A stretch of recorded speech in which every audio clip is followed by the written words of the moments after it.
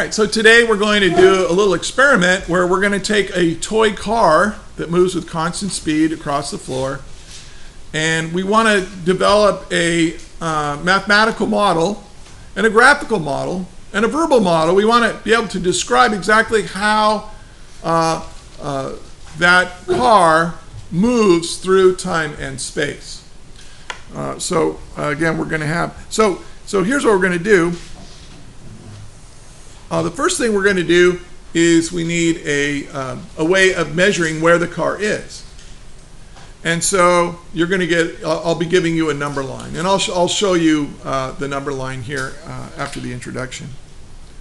And then I'm going to, the number line's going to be 10 meters long. Let's see, 1, 2, 3, 5, 6, 7, 8, 9, 10. And we're going to call this the x-axis like we did before. And this is 0. This is the origin. And one of the things I'm going to do is I'm going to give you a starting position, like maybe 2 meters. So here's the car. It's got a little blinking light on the top. Now, I don't want to have to draw the car every time, so I'm going to use the particle model, which we talked about before. Particle model means instead of drawing it like this, I'm just going to draw it as a dot.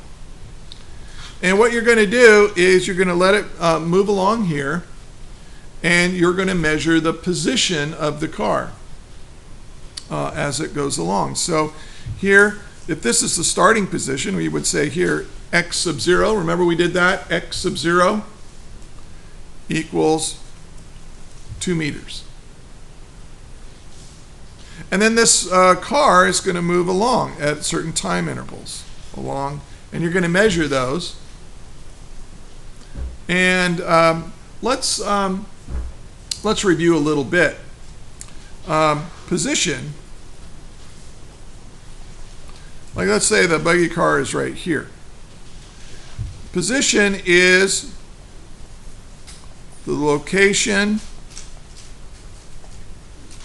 with respect to the origin.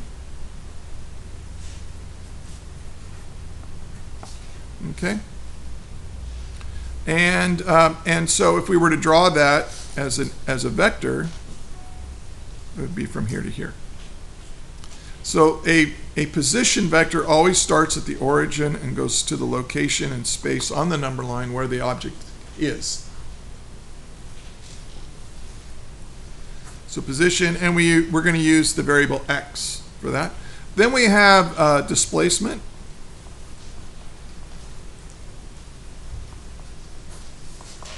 Now, when we have displacement, we said displacement is a change in position, right?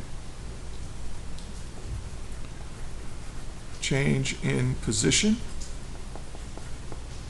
So let's say the car was at 5 meters, and then maybe you look a little bit later and it's at 7.5 meters. And so you would say that delta x goes from where it started to where it ended. So that would be like delta x equals, well, x final is 7.5 meters. And you would subtract to that where you started, 5.0 meters. So your change in position is 2.5 meters. Thank you. Okay, so delta x is a change in position. It's delta x is equal to x final minus x initial. Then we have, I'm going to call it a time instant, also called a clock reading. And again, we discussed this, as part of the lecture for assignment 1, so this should be review. A time instant or clock reading is, this is going to sound, but it is a moment in time or you can say it's a point on a time axis.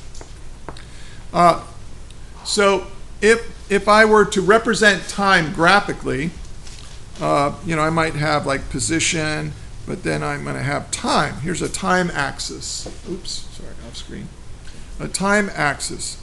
And an instant in time, like say 1, 2, 3, 4, 5, 6. So 1, 2, 3, 4, 5, 6. So you might say like t equals 3.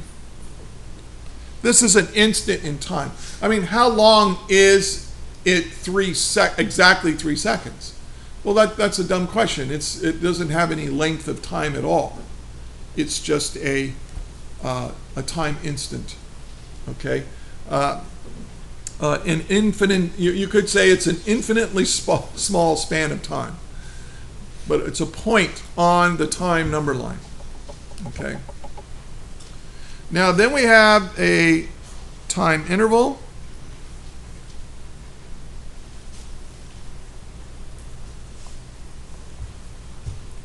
And again, we kind of already talked about this.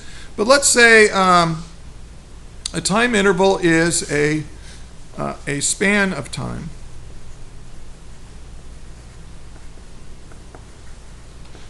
between two time instants. So let's say something happened at 3 seconds, something happened at 5 seconds. So how much time span of time is there between 3 and 5 seconds? It's obviously 2 seconds. And so we call the variable we're going to use for a time interval is delta t. And the operational definition for that is t final minus t initial. So we're going to use these ideas in the lab.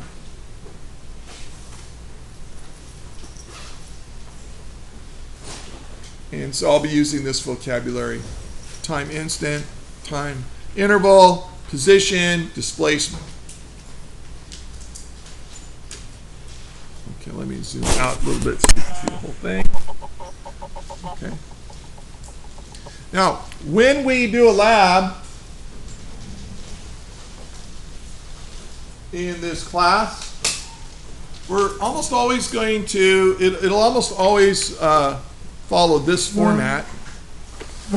So this is going to be the lab question. And it's going to be very similar to the essential question, but we're going to get that to the very end. Here's the question.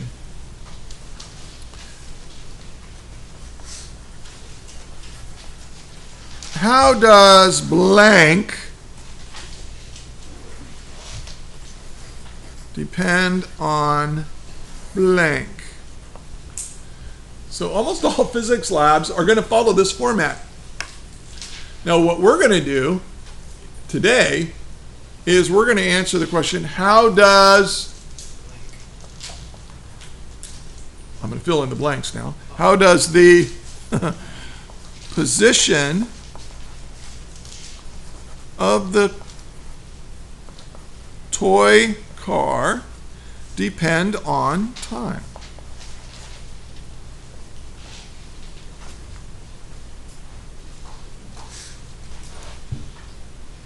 Okay.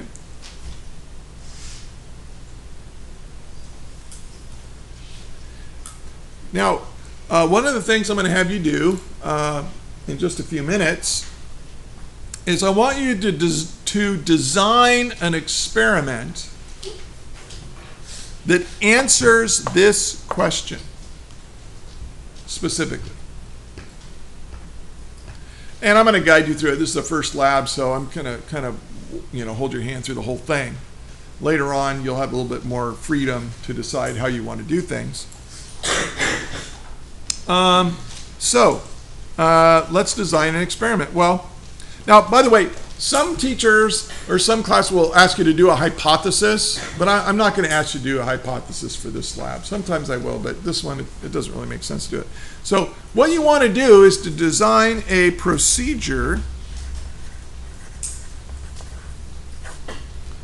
Design a procedure to answer this question using lab materials. Okay, now, once you've written the word procedure in your notebooks, I want you to stop writing in your notebooks and just listen, okay? Because what you're about to do, you're going to do on a whiteboard first, and then once you've done the experiment, you've written up the procedure and taken your data on the whiteboard, then you're going to bring that back in the class, and then you're going to put it into your notebook, okay? But the reason I don't want you to write the procedure in your notebook right away is because you're going to change the procedure. What I want you to do on a whiteboard, what I want you to do right now on the whiteboard is to come up with a preliminary procedure, a plan. Then you're going to go out there and you're going to find out your plan doesn't work. And then you're going to have to modify it. So when you're out there, go ahead and modify it, and then when you're going to come back in, then you're going to write up what you actually did. Does that make sense? Okay, so this is what you're going to put on the whiteboard at first. Procedure. I always want you to draw a sketch of the lab. And this is going to be pretty easy.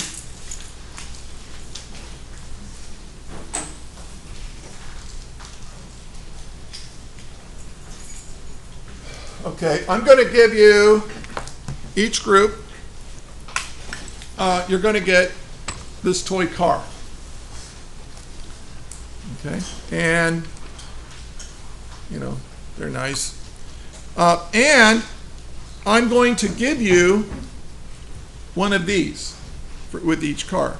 Now this, here's our number line, and I'm going to give you a starting position, x sub 0.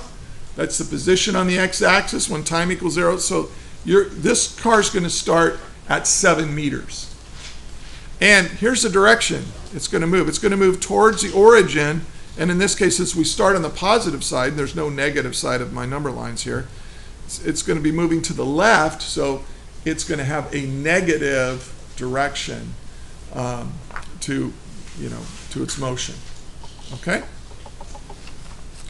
So, and then I'm going to give you one of these. Okay, let me zoom all the way out here. This might give you an idea of what the science department budget is like here. But this is a number line, and it's 10 meters long. And they're really old, by the way. Some of these are like 18, 19 years old, but they still work. These are older than you. All right, so this is, see it says 0 right here on this tape. This is the origin. And then if I unwind it, you can see right here, there's a 1. That's 1 meter. And notice that between the 0 and the 1, well, the camera's not big enough, but here's the 0, and then here's the 1. And notice, see how the string has little black dots on it? Those are tenths of a meter.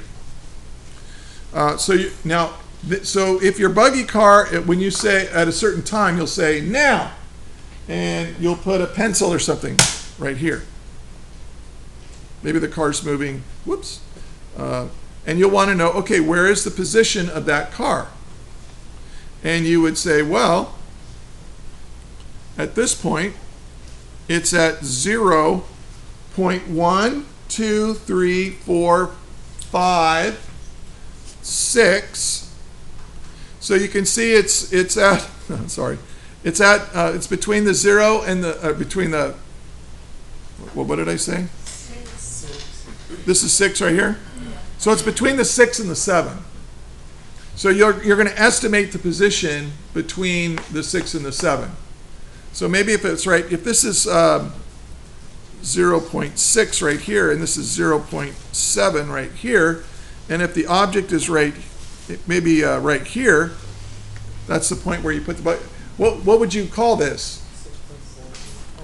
0.6, what would you say that is?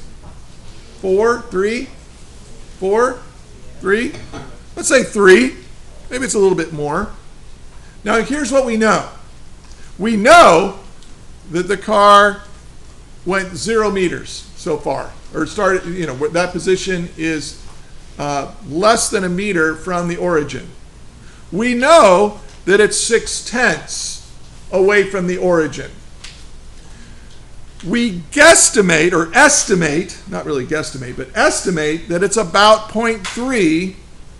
Now what are these? This would be centimeters, right? Like about 3 centimeters.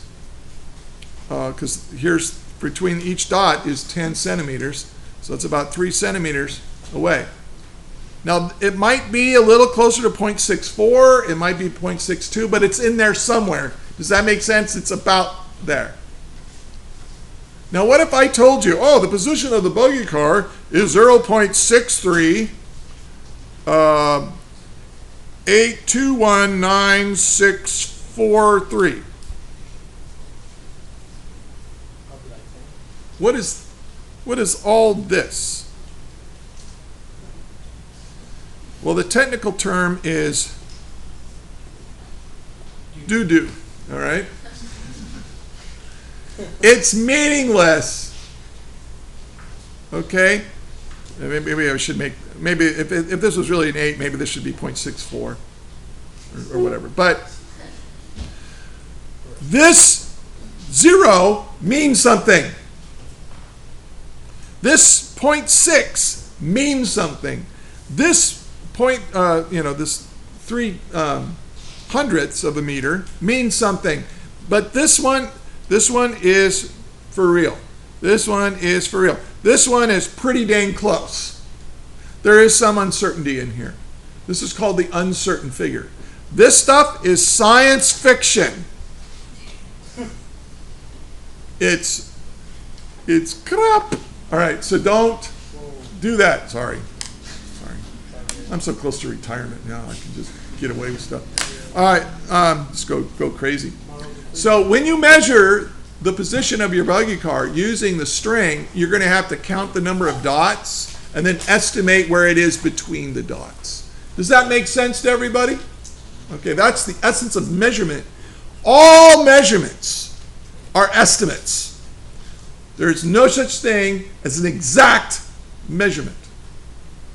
All measurements are estimates, and how accurate or how precise those measurements are, not how accurate, but how precise those measurements are depends on what you're using. Now we're using this dorky string with dots on it. So yeah, we're only going to get this to the nearest centimeter. We'll be lucky to get it to the nearest centimeter, but that's good enough. We're going to have good results with that. So, oh, I made a big mess out of my paper. So you're going to draw a sketch of your, so I would draw, here's my sketch, a string, and here's the Coke bottle, Diet Coke bottle, and like 0, 1, 2, 3, 4, 5, 6, 7, 8, 9, 10, and then you'll have a little toy car, draw your little toy car. Here's the light, here's the windshield. Really need that windshield. It's got a little, so it's cool. And now we're going to measure its position this way. Now how are we going to measure time? Remember the question, how does the position of the car depend on time? How are we going to measure time? Used to be a big deal. I would have to get stopwatches and get batteries for them every year, and it was a big pain in the neck. Then, now you guys have these things. And they're awesome. They got a little stopwatch function on them. So somebody use your cell phone, use your stopwatch function. So draw my little iPhone here, stopwatch. So we've got our number line, our toy car. So when you write a procedure, you draw a sketch of it. Then you're going to do steps. Now I'm going to write them down here because I made a mess before. Steps. 1, 2, 3, 4, probably 5 steps is enough for this lab. And what are you going to do? You're going to write out a series of steps. Like, what are you going to do to make the measurements that are required to answer the question of the lab? Now, how many steps do you need? What do you need to say? You need to have enough detail in your procedure that I could give the equipment to another group and they could conduct the experiment exactly the way you did. But you don't need more detail than that. Okay? Here's a bad procedure, not enough detail. Number 1, step 1, get the stuff. Number 2, take your data. Number 3, write up your lab report. Okay? Obviously, that's done. Step 1, you can say find a location outside with the equipment. It's nice and flat. Step 2, place the car on the number line at the starting position given, blah, blah, blah. Step 3, release the car at time t equals 0. And then step 4, every 3 seconds or whatever you want to choose to be your time interval, place a marker on the number line showing the location of the car. The next step is do this for 5 different positions of the car. You don't need more than 5. 5 or 6 is fine. Don't make 12 positions. And that's it. Okay, now we're going to come in and do analysis and draw graphs and stuff like that, but that's what you need. Okay, so here's what I'm going to do right now. I am going to hand out the equipment while you're drawing the sketch and the steps on your, also on your whiteboard. You need to have data. You're going to collect data. Now, what data are we collecting to answer this question? Time in seconds and position in meters. Now I'm going to give you, at time t equals 0, I'm going to give you the position. So when you get your car with the little tag on it, write that down. And then you're going to decide, should I make a measurement every 2 seconds, 3 seconds, 5 seconds? It depends on your car. Don't try to do it every second because it's just too frantic. When somebody's trying to drop that paper clip or that pencil down to mark the position at that time instant, somebody's going to have the stopwatch, right? And you're going to say, go! And then you're going to go, now! Now! Now! And as the car moves along, you'll be dropping a pencil or something to mark the location of it. If you do it every second, you'll be going, now! Now! Now! Now! Now! And the person will hurt you. Just having to do that. So you want to make sure that, so that's why, 2 seconds is kind of doable, 3 seconds is good. 5 seconds also works if your car's kind of slow. Don't do it more than 5 seconds is a little bit much. For the blue cars, well, you're going to see. You can do 5 seconds, but you don't have to. And so you're going to have your procedure with your sketch and steps and your data table written out on your whiteboard. When you've done that and you have your equipment, I'll let you go outside and conduct the experiment. Does that make sense to everybody? Okay, let's make it so.